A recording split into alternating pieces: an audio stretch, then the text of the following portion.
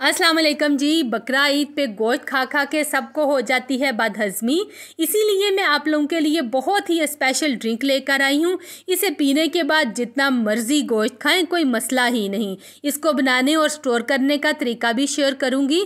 तो आइए time waste किए बगैर इस ड्रिंक को बनाना शुरू करते हैं। तो जी मैदे को पुरसकून रखने के लिए जो ड्रिंक की रेसिपी हम बनाने जा रहे हैं, इसके लिए हमें चाहिए होगा ताज़ा पुदीना 1 गट्टी। पुदीने के डंठल हम अलहदा कर लेंगे, इसकी सिर्फ पत्तियां ही हमें चाहिए होंगी। यहाँ पे सारे पुदीने की पत्तियां हमने अलहदा कर ली हैं। अब हम एक बाउल में पानी लेंगे और इन्हें अच्छी तरह से धो लेंगे ताकि इनके ऊपर जो भी रेत और मिट्टी है वो उतर जाए। धोने के बाद एक ब्लेंडर जग लेंगे और इसमें सारा पुदीना डाल देंगे।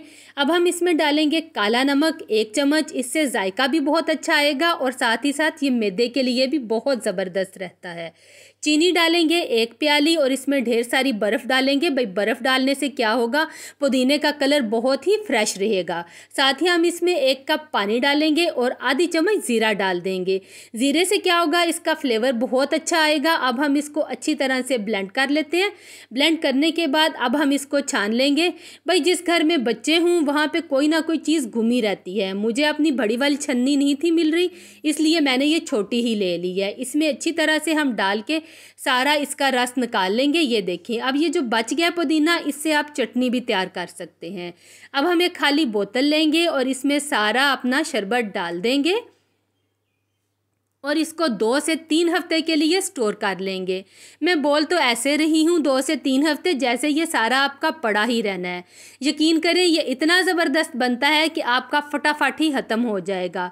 और हाँ, आप इसे अपने मेहमानों को भी सर्व कर लेते हैं। अब हम एक गिलास में डालेंगे 3 चम्मच के जितना शरबत, थोड़ा सा नींबू का रस डालेंगे, इसमें ढेर सारी बर्फ़ डालेंगे ताकि ये बहुत ही मज़ेदार सा हमें लगे।